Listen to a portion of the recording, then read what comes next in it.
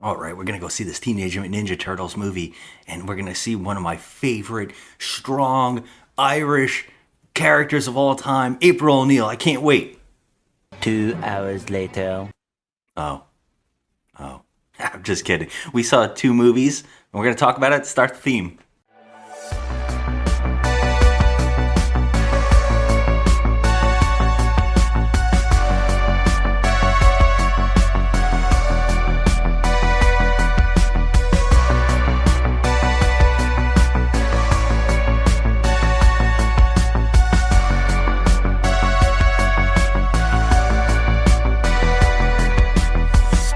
Just another movie night.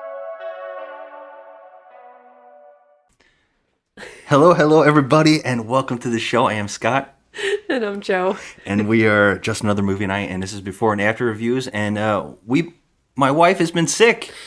Yeah, I got the COVID. I got it. And, it knocked me out for a good solid 5 days. So if my voice sounds kind of funky, it's that I'm still recovering. Yeah, we saw a couple movies. We got to catch up on a few movies this weekend, and we got to see a sneak peek of the new Teenage Mutant Ninja Turtles movie, Mutant Mayhem. Boys, where have you been? Look, we're really sorry, Splinter. Some of the guys wanted to get pizza, and I tried to talk them out of it. You ratted us out. Hey, don't use that word that way. I mean, it's 2023, Sorry, Mikey. Dad. Hey, guys, if we weren't monsters that were shunned by society and we could do what we wanted, what would you guys do? Go to high school. Maybe get a girlfriend. Not like Police are baffled by the recent crime wave led by Superfly. Nobody's ever seen his face. Why? Because he destroys anyone who does. cool. No, not cool. A bit cool. Can I kick We pick out Superfly, and then everyone will accept us. it? Can I kick it? Whoa. What the? Y'all some little tortoises, huh? I can't believe there are other mutants. It's time for mutants to rule the earth. We can't stop him. We gotta try. Michelangelo, you have heart. Donatello, you have wisdom. Raphael, you have bravery. And Leonardo, honor. Together, there's nothing you cannot accomplish.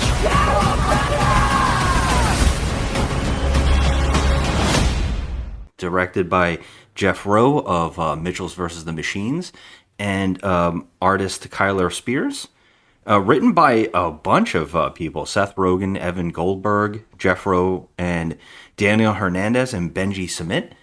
Yeah, this is the first one we're going to talk about here of the two movies we saw. We just got to see the sneak peek of this movie, and I was really excited to see it because the voice cast, the animation, everything was kind of stepping it up in a new style. Very familiar of the Into the Spider-Verse series of animation, trying new things. Also, Mitchell's vs. the Machines, which is also a great movie. Yeah, we like that movie a lot.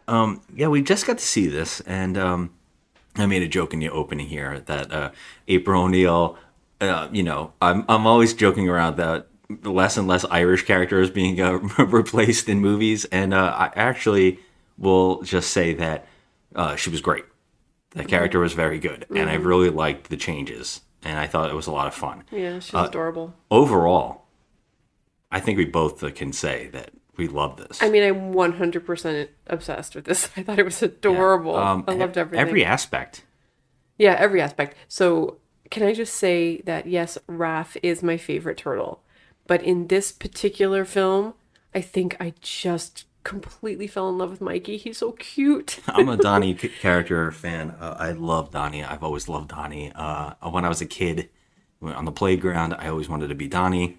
I like the nerdy character. I always have. I always will. And I think they did all of these characters a lot of justice. They really did. They did. They nailed making them stand out as different characters. That's always been a problem with the Turtles, and that's funny because Kevin Eastman's book and Peter Lard, they both always had that thing where the Turtles always looked the same, and they all had the same color headbands, which was always red, and they had white eyes. And the only way to stand it like they all stood out was their weapons. And it's been a running thing trying to make them stand out as individuals in every form that they've been in. And I think this might be my favorite version of that because, first off, they nail it. They're teenagers, which I think they've always felt more adult in all the incarnations of them. Yeah. Here, they're full-on kids. They're learning, they're idiots, and they like pop culture and everything that kids would like today, and they're referencing them all. And all of them have individual tastes.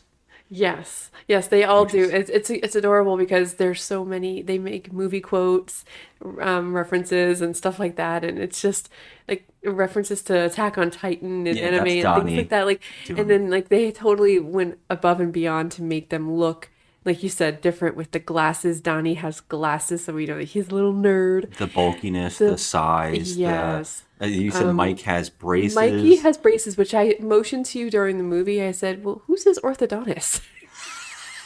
That's so true. I mean, who's putting these braces That is really on his funny. teeth? I guess Splinter is stepping it up as being a parent. I mean, okay, Splinter. Like, Do you want to talk about Splinter? Yeah. Oh my God. Can we just talk about Splinter? He was precious. He was like, I mean, Jackie Chan killed it. He's so wonderful. People have been wanting Jackie Chan to be Splinter for so long, and this isn't the Splinter everybody's used to. He's not the meditative ninja warrior type character. A cardigan wearing old man. Yes, and the way that he decided to teach them all these martial arts is friggin' hilarious, and they use actual live footage of movies and television and YouTube, which I absolutely loved. I thought that was a really funny joke. Yes. And Jackie Chan, I just want to watch him in the audio booth doing the dialogue. Oh my God, me because too. This was some of the funniest dialogue for a character. Everything he was saying was making me laugh. I know, and I like love how they they went so far away from the Orokosaki thing. Yes. Oh yeah, they didn't even want to try. I'm like, this is incredible. Like, what? But it was Jackie Chan just brought some warmth, and he's just so adorable. Yeah. He really is. He brought the warmth and the humor. He was funny. It was precious. Yeah. It was precious. We got to talk about the art. Okay, yeah. They used multiple layers of art styles, which Spider-Verse also does. They're using 2D, CG. They're using so many different techniques, and the color was beautiful. We got to see this on a Screen X screen. Didn't have the sound, the side screens working. It didn't do it, but the screen was gorgeous. Like the picture looked beautiful. Yeah, all the colors were popping. Yeah, the art style. They actually could make with this art style. They made the grotesque looking bugs and stuff look kind of cute and endearing. Yeah. I will say that some of the animation moves extremely quick and sometimes a little blurry to see. Your eyes can't really process sometimes. But I get that that's the intent of that, is to be quick movement. But I still absolutely love seeing it. I loved the little details. I love that the turtles themselves, their eye colors matched their headbands. And I thought, well, that was a great intention of why they use certain colors. That they were picked because of their eyes. And I was like, that's a really cool. We didn't get an explanation of why he named them the way he did. No, we didn't. Which would have been interesting to why he would have chose those names. Well, in the 1989 live action film, I don't recall them really saying either. He just said he gave them all names. He gave them the names of his favorite artists. Did he mention that in the original? I think that was definitely where the brought up in almost every incarnation besides this one. Oh, really? Here, that doesn't make sense because this character would not like Renaissance No, it doesn't seem as though. No. He wouldn't name them pop culture jokes. Yeah, right? The Splinter. Yeah, I think so too. The Splinter was definitely different. He was more like Grandpa. Yeah, so cute.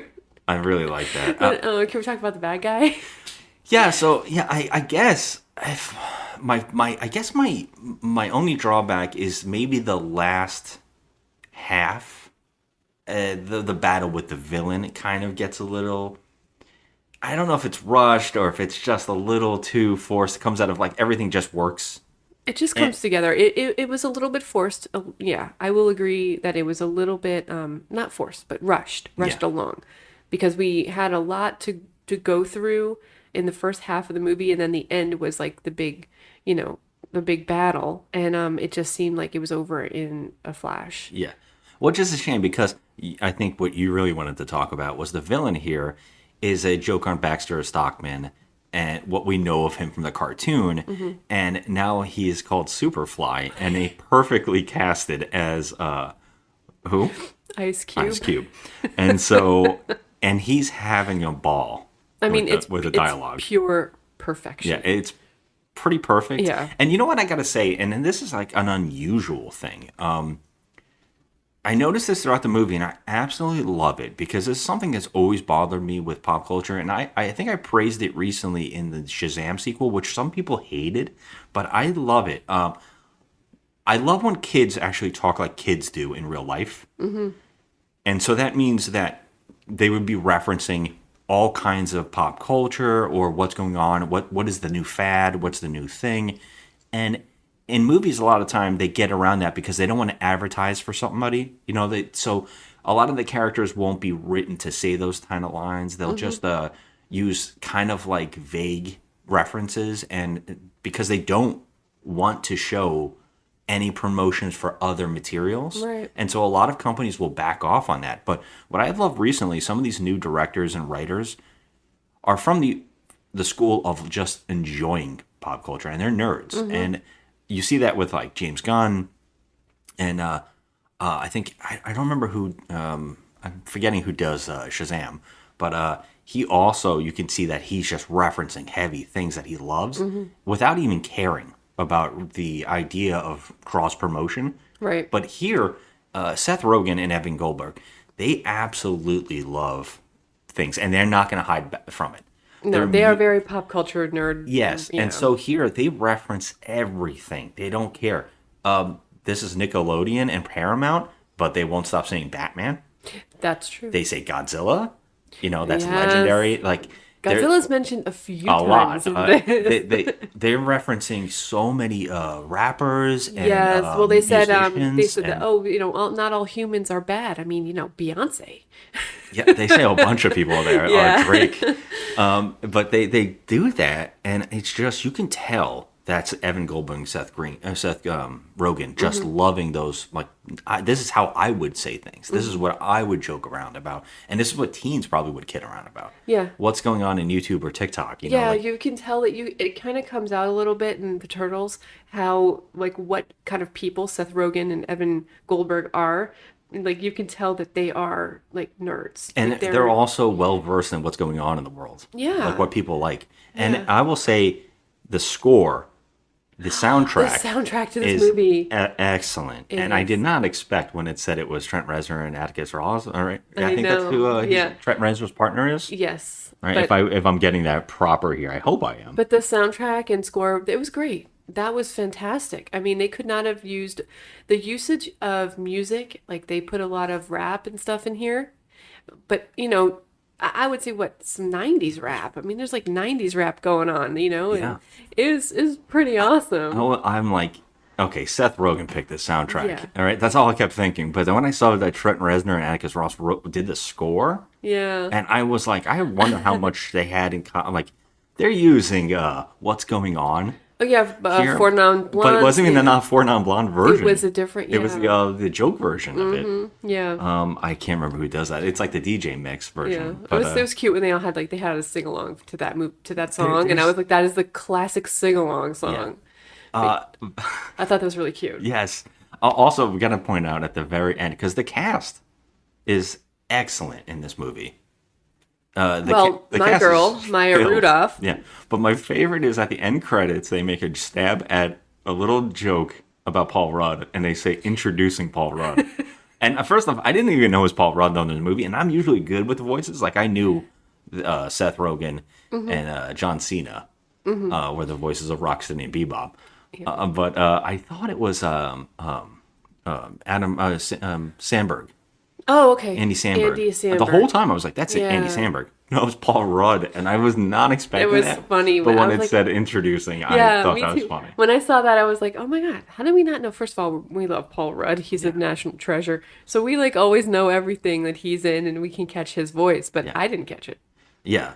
It's a little weird because I wonder how heavy Turtles fans are because Turtles is something that has never gone away. There's always an incarnation that people love, like the animated Nickelodeon animated shows. Yeah. They're very popular. People love them. And I think that every version, maybe not the Michael Bay, weren't so popular enough to get another one, but every version I think does very well.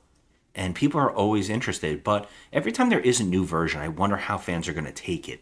So I don't know because let's face it, the comic books were violent R-rated comics. They're nothing like the animated shows have ever been. And every version of it has gotten a little more light and lighthearted. And I think that this one did it even more so, but they changed a lot that I think people are not going to expect. I was going to actually talk to you about that too, because how do you feel about all the upbeat, happy changes as opposed to like you said, like Splinter was very different in this. Like we're expecting him to be like a master of, jujitsu. You're expecting a little bit of more serious martial arts mixing in. Yeah.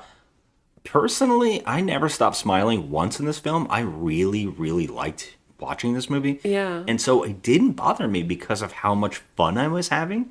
But like I'm saying, I can see that some of the changes, especially to the end half, with like characters like Rocksteady Bebop, that are completely out of left field, changing the entire tone of those characters. I loved seeing some of the toy characters that I haven't seen since I was a kid, like Wingnut and Genghis Frog and I love Mondo Gecko. I mean, seeing those characters blew me away. I was shocked to see them. But like as a comic book person, how do you feel you that can't even talk? Yeah, you can't connect those like two. But. I mean, still like I mean, there's a lot of fans of the Turtles that will probably be like, what the hell? Like they're learning jujitsu from a freaking YouTube video. Like what is this crap? Like it's off. It's very that like I out actually of think left is fun. field. But do you think people are gonna be mad about that? No, I think that, and I think that's why I'm more interested in hearing somebody else who would get, like, who is a hardcore fan, and there's, like, things that they don't want changed. I can see that those people exist and wouldn't I mean, enjoy they some of this. definitely, like, that's like them heavily changing Godzilla to the point where you're like, okay, what? That's like your property. That's your thing. You love it so much. I think interpretations can always work if they're done well. And I think this is done well enough that I was really enjoying myself. But I could see a lot of people saying that, I found a humor forced, and I feel like these aren't my turtles, and that kind of stuff. I can see those people existing, but I can only speak for myself and say I didn't have a problem with it. I think that I was very shocked to see a sequel bait teaser in the credits. This movie does have an end credits. We didn't wait all the way to the end, but there was a mid-credit scene that sets up a sequel possibility. But what this movie did made me question how they would do a sequel. Because a lot has changed in the finale of this movie. Kind of is what maybe 3 movies normally would have gotten to. Yeah. This movie feels like the end and the beginning of a series. It does, because there's things that happen that we can't obviously spoil, but that makes you think that, okay. How are we going to do this? Yeah, how are you going to move on from this? But I feel, though, like as just a moviegoer, like just going in, and I have not read any of the comics or anything, but I have seen all the movies from like the 1989 live action and stuff. How this holds up for me, like how it compares to those, I think this was fantastic. It was completely different from the live action movies with the art and everything, and also, I mean, being animated, it's completely different. But I just went in thinking, wow, this is a really fun time. Yeah. Like I know about the Turtles and how I know their backstory and how they came to be. So when I learned on the screen that it was different this time, I was like, oh, okay. I wonder if people are going to get upset about this. Yeah. I didn't get upset about it because I'm not that emotional over it. I'm fine with change. It's so fascinating that Turtles history is so fascinating because the comic book started out as a violent joke on superheroes, and it like Shredder dies in like the first issue, stuff like that. And they were always a joke. I think when Matt Murdock, Daredevil, in the comic books got the radiation in his eyes, that's actually how the Turtles got made in this comic. It was like a joke. They're not even the same company, you know? And they just were making a lot of jokes. And so I think people probably who read those comics, they were very cold and underground. When that cartoon happened, that must have been jarring for people reading that comic because they must have been like a Saturday morning cartoon based on this really violent ninja joke comic. That's really odd. So everything that's come after has really been an interpretation of that Saturday morning cartoon. Yeah. And so I always found that fascinating because this is an ever-evolving franchise. It's never... I think that the Michael Bay movies actually got closer to being darker with also having that lightheartedness, trying to balance. And I actually say that the original two movies, especially the first one, is very dark for kids. And I really thought that was maybe the closest to the comic that they've gotten. Well, the first one, you mean live action, where like The Raph live is like action. in the tub and almost dying? Yes, it's that was brutal. And I still hold that like that movie needs to be talked about as like a ballsy comic book film that needs to be praised a little bit more. I know a lot of people see it as cheese because they might be mixing in that second one where the weapons got taken away virtually, and it was more of them kidding around. That first one is a dark movie. I mean, they do kill the villain in the end in that first movie, and that's exactly what happened in those comics. Like that's very close. But every version since all the live action versions are a little darker, but all the animated versions have been very, very lighthearted. And I think that this is maybe the most lighthearted I've seen yet. So I know some people might be turned off by that. I particularly like a good, happy story for kids. Yes, there with was a lot of jokes. kids in this theater too, so Yeah. it seemed like they had an enjoyable experience. Yeah, I mean, I love, there's nothing better than doing a movie that's for everybody. Not just specifically making a movie for kids, but making a movie for both the adults who are going as well Oh, we and were the children laughing. they're bringing. We had a great time. There's nothing better to that because that treats kids just like they would treat an adult. It's not treating them like special. Right. Like, you know, not dumbing these things down, which I absolutely loathe. Here it's referencing all the things that kids are probably going to get. Yeah. And every age of kid, actually, you know. So I would definitely recommend this is a good one for me. Yes. I particularly loved it. What do you think you were giving it on a review? Oh my God, Out of 10? I definitely had such a great time with this movie. The visuals and the adorableness of all the turtles and everybody, all the other characters, all the side characters. I just loved everything about this. I thought it was adorable, especially Jackie Chan. He's so endearing and sweet and adorable. So like, yeah, I know I'm overdoing the adorable, but I'm going to give this an 8. I loved it. I will also give this an 8. I think the only thing that was holding me back was that last half is kind of like rushed together. Things happen and things just work out, and it feels like it wants to go to have stakes, but then it also feels like we're still trying to be lighthearted. Yep. So it kind of goes back on that, and I think that the end villain, the last villain that they fight in this movie, kind of is a mess to look at on screen. It is so hard to like stare at because there's so much going on in it that you can't even make out half the animation they put into that thing. Yeah, it was It's a lot. wild looking. Yeah. It's a blob of things, and it's like really a weird, strange thing to look at. But overall, I came out, like I said, with a really good, enjoyable time. Absolutely. I Yeah. had a smile on my face. I was pretty happy. Yeah. All right. So yeah, we're gonna move on to another movie we watched. We got to see Talk to Me. Have you seen the group chat? You're doing it again tonight? No. Please. It's my mom's Remembrance Day. I just want to forget about it.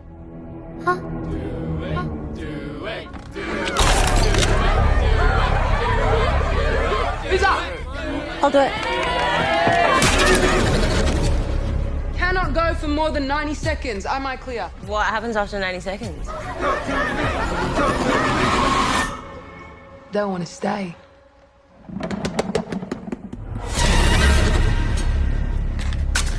Light the candle to open the door. Blow it out to close it. Put your hand on it. Now say, talk to me.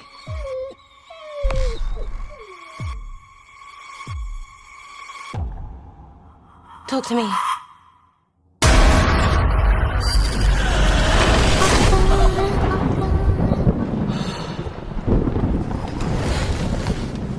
What did the hand feel like? Felt amazing. I could see and feel everything on the other side. So my mom, she was trying to reach out. I'm here. Still been saying stuff. You mean saying stuff? What if we opened the door but we didn't shut it? Oh my god, they followed us!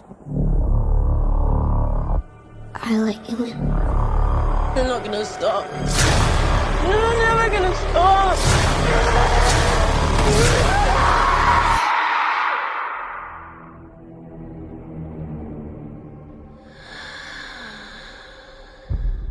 They like you.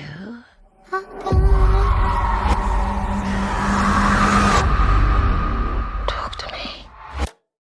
Which is a brand new horror movie. I believe it's by first-time directors from Australia. Yeah.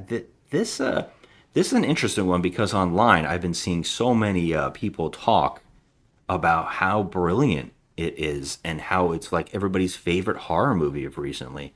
That kind of blowing me away. I believe the directors are Daniel Philippou. How do you say that? How do you pronounce that? I'm going to butcher it. Yeah, Danny Philippou. Yeah. And Michael Philippou. I guess they're related. Brothers, maybe? Yeah.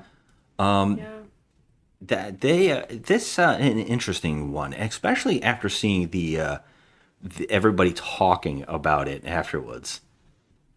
Yeah. You know, like the critics or reviewers that I've seen online have been really, really, really going for it. It's kind of surprising a little bit to see where it's gone with reviewers. So with me, I feel like after seeing the hype, because we had to skip it where we normally would have skipped it and had it be our Friday movie or whatever, we would have seen it on Thursday, whatever. But because we couldn't, I got just to see the blow-ups, like, okay, best horror movie in years. This is definitely the best horror movie of this year. I don't know if I agree with it. I don't know if I agree with that hype. No, I don't agree with that hype at all. Where I would say that right off the bat, and I think this is like all first-time actors, which is really weird. We got to point out some things, all right? This is not all first-time actors because there's one actor in this movie playing the mother, who we actually know from Lord of the Rings. Yes. And we caught at least 3 Lord of the Rings references in odd ways that we were like, I wonder if this was intentional. It's Miranda Otto who plays Éowyn in Lord of the Rings. She's the mom. And so, like, right off the bat, it's like, okay, I don't know if I was overly looking for it because I know that this is, she's in this, and I was like overly looking for it, but they do mention elves. They do. The room is number 111. A character actually says, before you even introduce to the mother being that actress, a character says to another character, he looks elvish. And they said, what is that? And he's like, Lord of the Rings, like elvish, like elves.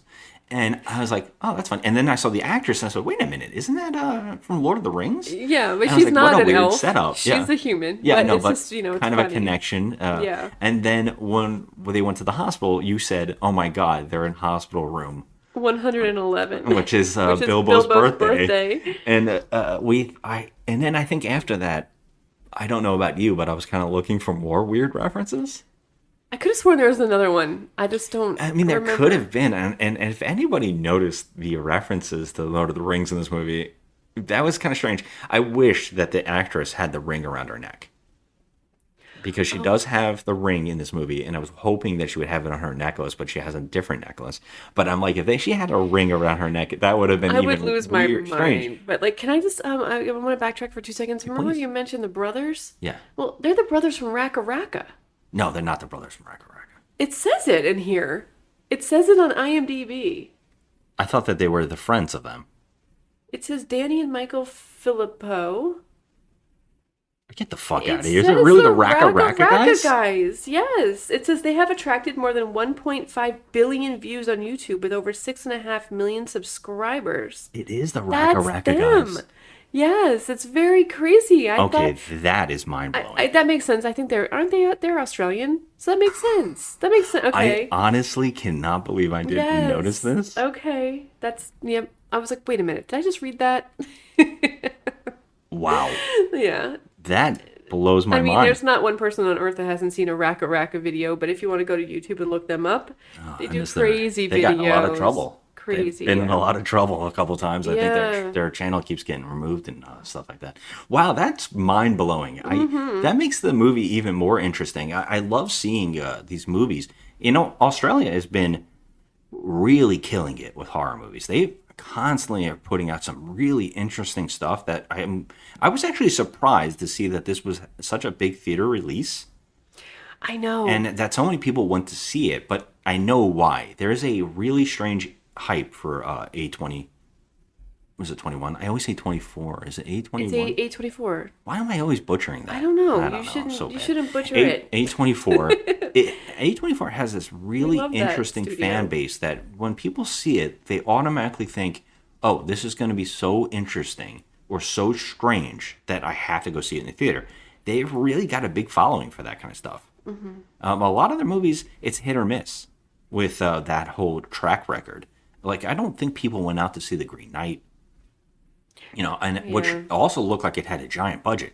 But other movies like Midsummer and Hereditary have had a really interesting fan base built around it. Mm-hmm. And I will admit, that company does put out a movie. I'm intrigued because they seem to set out to let filmmakers do what they do.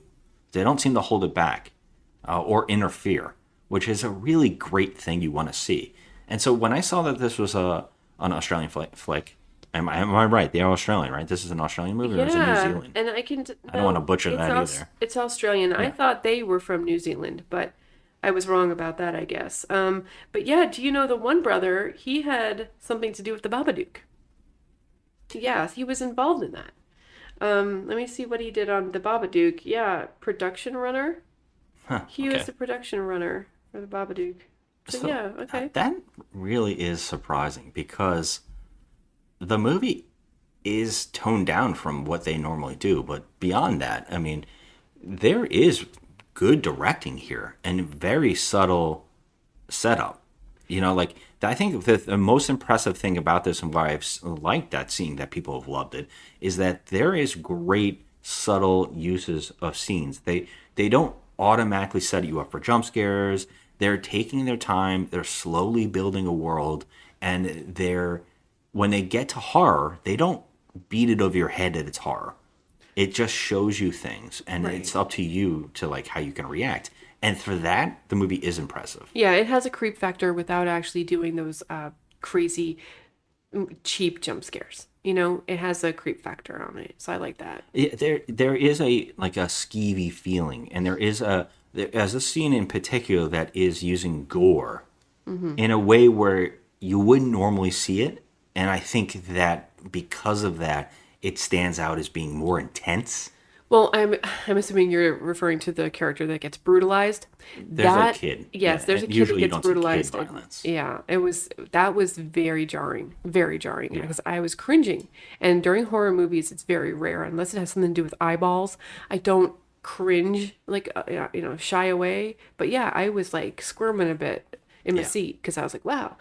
That's ballsy. And I think what's impressive about this film is the way that they set up characters, because the first half of setting up these characters is good.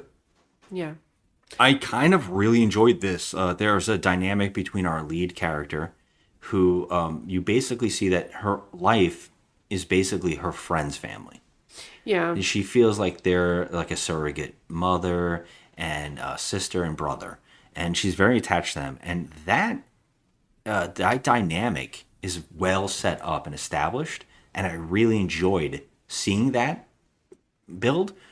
But I will say that the lead character is kind of an asshole in a setup. Yeah, are you referring to the character of Mia? She is our our lead. We follow her through everything. We actually see everything through her eyes. She is an asshole. And she's an asshole. Yeah, it's almost like you don't want her to win. You don't. know? Yeah, and they go out of their way to keep doing things where they're showing her in a bad light or bad choices, and that she is. Since we're seeing the movie through her eyes, we don't even clearly see her father. It's always in blurs until the last act, which is a good way to set up things that occur in the film. Mm-hmm. But it just goes to go out of its way to say that she is just cut off from everything besides what she wants.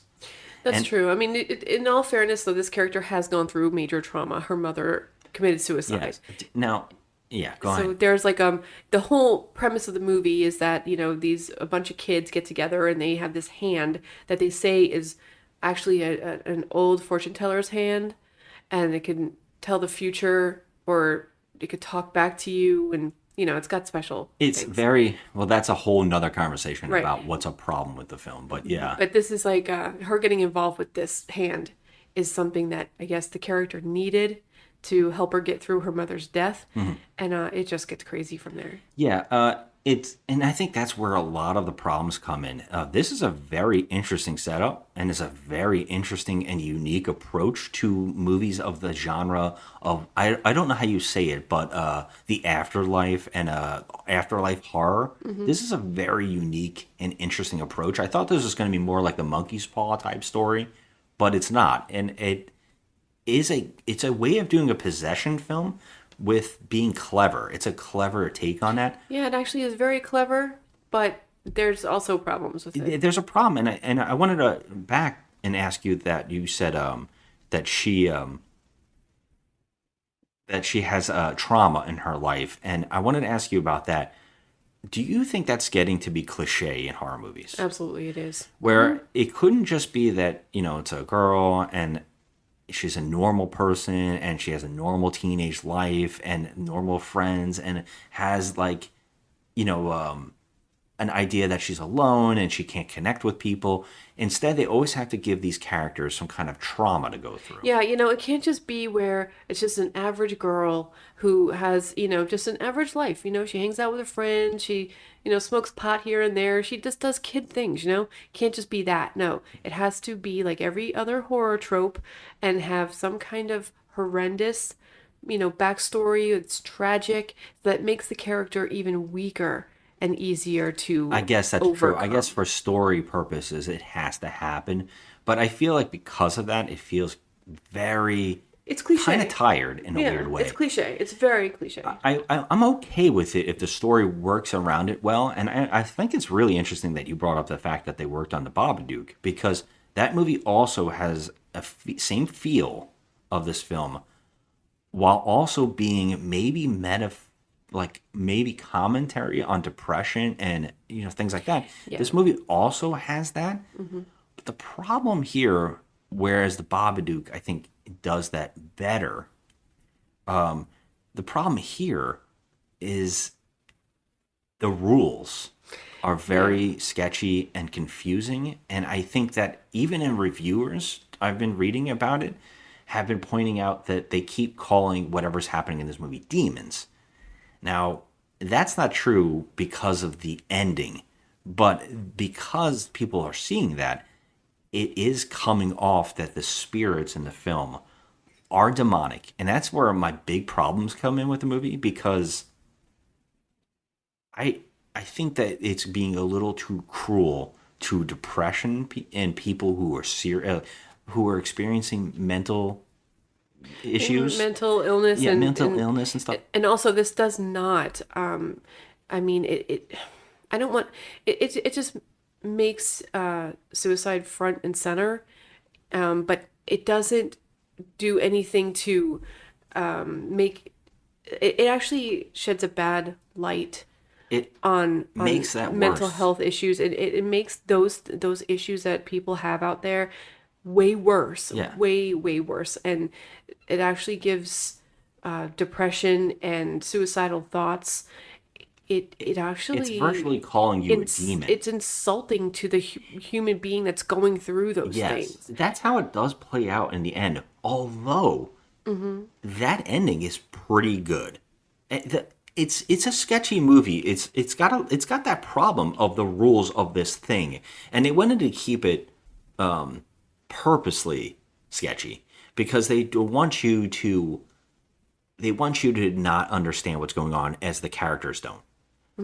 But the problem is when things do occur or things are happening, they seem to just change rules as it's going along, and you never really can feel that you understand how things are working. And you also question too much of the main actress's vocal point and focal point of what is she seeing, and are we seeing things? Are we being lied to? Is this a false narrator? Right. And it doesn't gel into the ending to make that answer come out.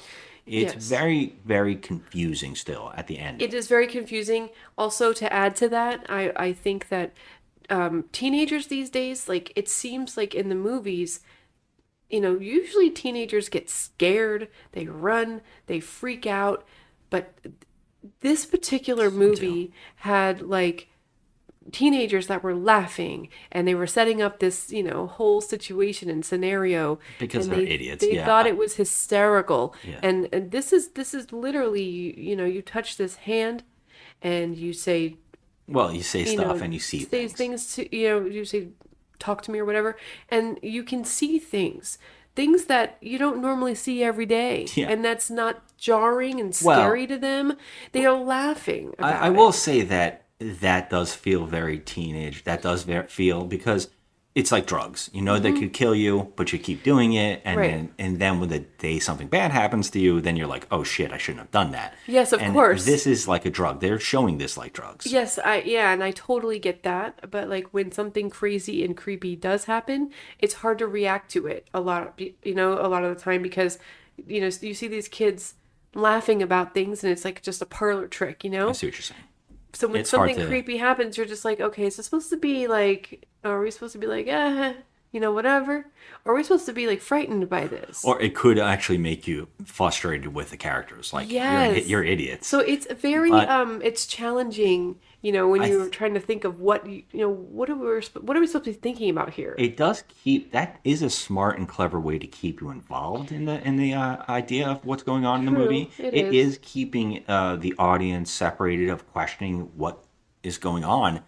But I don't really think this movie is that kind of movie overall. Although I will say that I absolutely love the way that they nailed the afterlife or purgatory. There's a very creepy version of it where we've kind of seen things like this before within the Insidious series and stuff like that, and recently anyways.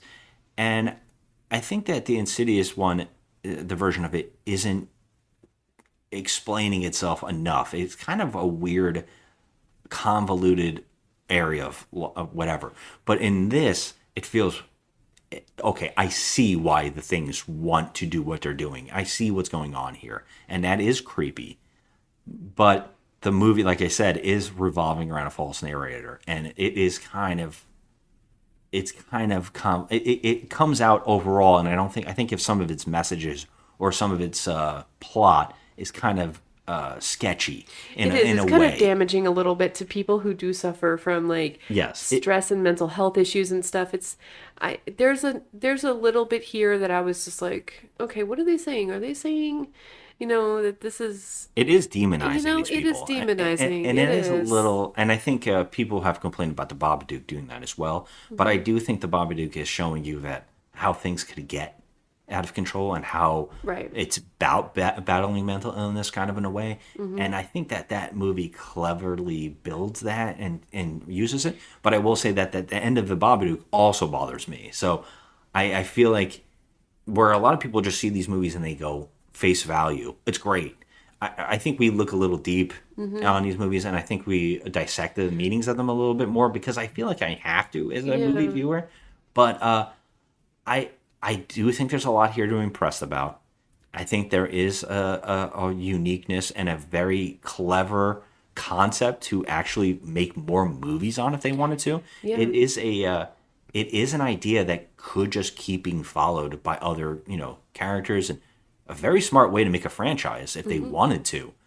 For that kind of stuff, I enjoyed it, and I do think it's above average for a lot of horror movies that we've seen. I agree with that. I feel like horror movies, you feel like they're dime a dozen sometimes. You feel like you've seen one, you've seen them all kind of sometimes, and I think that a lot of people feel that way. But horror is such a popular franchise because it gives us the emotions we want when we want to see a movie, and that's why we love it so much. I think that's why. And a lot of the time I take it super personal because I go in there and I'm like, motherfucker, did you just mess up a horror movie for me? But, but this time I was like, it was okay. I feel was this. not upset. Okay. I was just going to say, I feel, and I don't know if you agree with me, and I would love to hear your thoughts on this, but I feel like this is very reminiscent of how I felt when I saw Smile. Yes, I had that same feeling too. Although I will say that Smile had a lot more creepiness going on for me personally. This one had creep factor, but not, we're talking creep factor 11 like Smile had. They were some really like, holy shit, it's creeping me out, like making me squirm. I think that Smile used jump scares to maybe its fault. I think that the jump scares were where it was starting to get back up, and some of its gore could cross into campy in that movie, but that movie had some really clever directing and score. This movie is good in those territories, but I think that the difference for me is the lead character in both movies. I think that in what's her name? Saucy Bacon, I always call her. Saucy Bacon. Okay. Saucy Bacon. I think that she nailed the what she needed to go for tonally in that film. I think that she nailed it. Here, while I like this actress, I thought she was good. I don't know her I haven't seen her in anything before, I believe. While I like her, I feel like her character and the way that the movie is framing her, or as we're following her, I don't think it does her any justice. And so I think that the character kind of gets kicked back, and that kind of hurts the film a little bit more. That's how I pretty much came out of this movie thinking, and I've been thinking about it for a day. So there's a little bit of a disappointment in Smile and a little bit of disappointment in this one. I did feel that a little bit in this movie talked to me that there are some characters thrown in there that I guess we should have known a little bit more about, but at the end of the day, it didn't really matter. It really doesn't, and it does. I think it opens the conversation to being like, well, what was this? What was that? Which sometimes is a good thing, and sometimes I'm like, eh. So, what do you think overall? What are you scoring this one? See, I did enjoy this movie, but there were some issues with it. I don't think it was a solid 7. So I'm going to go with a 6. I mean, no point system. I would say it's a higher 6, but... Since we do numbers. Yeah, and I think that's why I do also agree. And since we don't do point system, and I usually tilt the scale in the direction I'm going, I'm going to go for a 7. Okay. I do feel like this is a movie that if I ever watch it again, I might enjoy a lot more of it. After seeing it for one time, it's hard to clearly judge a movie after seeing it and automatically reviewing it. I feel like a lot of movies need a second viewing or a data process, and this is one that I'm balancing on. But I do think it's clever. I don't think it's as clever and as successfully knocked out. Some people are saying it's scary. I don't even necessarily think it's scary. I don't either. I mean, but it takes a lot. Someone said this was very reminiscent of Hereditary, and I'm like, no, Hereditary is horrifying. Yeah, that is. There's stuff in Hereditary that is very generally creepy to look at. Oh, yeah. This, I found some of it, there's a couple of scenes in particular, and the way that they use possession or spirits, very clever, and that makes me enjoy it a lot more. But yeah, I couldn't go past the 7 on this. Yeah. I think that's a good score for now. It is clever enough, and that's what pushes it to me. Yeah. It is clever, and it is a very unique setup, which is very hard to do these days. That's true, and they did have really good gore when they did have gore. The scene in particular, any scene with the hand is very interesting and very unique and very clever. And so I enjoyed that aspect of it, and I give them props for that. Yeah, so. I mean, it was an enjoyable movie. I just feel like there was a little bit they could have added to it, and some things they could have taken away from it to make it a 7 for me.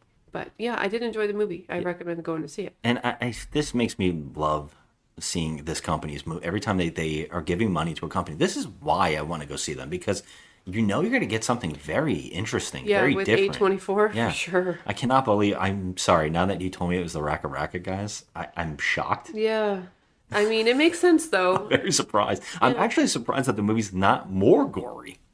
You know, I actually did have that thought. I did have that thought. But they did But maybe good with the gore they did have. being smart by saying, let's back up a little bit. Maybe. I mean, this is a major motion picture that they're making here, you know? We're living in a world where the guys from Raka Raka are going to be Hollywood directors. Mm-hmm. That is very interesting. These are the guys that drove a fish tank car and got arrested. So, yeah, that's an interesting look into what the future holds for horror movies, and I'm here for it. Yeah, I mean, I am too, and you know, I gotta tell you, I love Australian horror. I love Korean horror. I love Indonesia. Yeah, some of the Indonesian stuff is very interesting. Yes. There's a lot of good stuff coming Korean. Yeah, and other countries do horror movies. It's usually a blast in one way or another. Yeah, and they're definitely showing us up. Yes, in America. Yeah, and I'm on board. I'm looking forward to more. Oh yeah, bring it on. So thanks for listening, guys, and that was our 2-movie catch up. Trying to get on. I think the next movie we're gonna see is The Meg 2. I can't wait. And and of course, to me, it's like, that's why I'm like, there's no way The Meg 2 is gonna be better than Talk to Me. That's why I'm like, when you give it a 6, I'm like, Meg 2. I don't know. I mean, this is for corn fans, and I love a corny shark movie, so I'm kind of looking forward to it regardless. Well, we're bringing our bad movie night group with us, because they went with us to see the first Meg. So this time we have to see it together. I mean, it's going to be talking trash, and it's going to be great, because I mean, I love Jason Statham. He's such a... Jason Statham fighting a shark. I mean, here's the thing. We the first Meg, I think we were really looking forward to it being corny and outlandish. Yeah. And I think that it didn't deliver. No. So I think that this one is definitely going to step it up. He kicks the shark in the nose. He's kicking it. I don't know. They can devour a building. Yes. And he's kicking it. I can't wait to go see it. All right, guys. Thanks for listening, as always. And find us on social media and Instagram on the Just Another Movie Night and Joe at Crafty Misfit. Yeah. And, of course, hey, if you feel like it, we'd love to hear any suggestions for movies to do, movies to go see, movies to go talk about, or just the fact that you disagree with our opinions. And we'd love to hear that, too, because I love a good discussion. Yes. And I would love to see why I'm wrong or right on something. I love it. So you're never wrong, ever. Everybody's opinion is valuable to me. Yes. It's your opinion. It's how you feel. It's your heart. I just love it because pure. Maybe I missed something, and I would love to hear that. I really like that. So, all right. Thanks again, and have a good one. The popcorn you're eating has been pissed in. Film at 11. Say, have you seen the carioca? It's not a foxtrot or a polka. It has a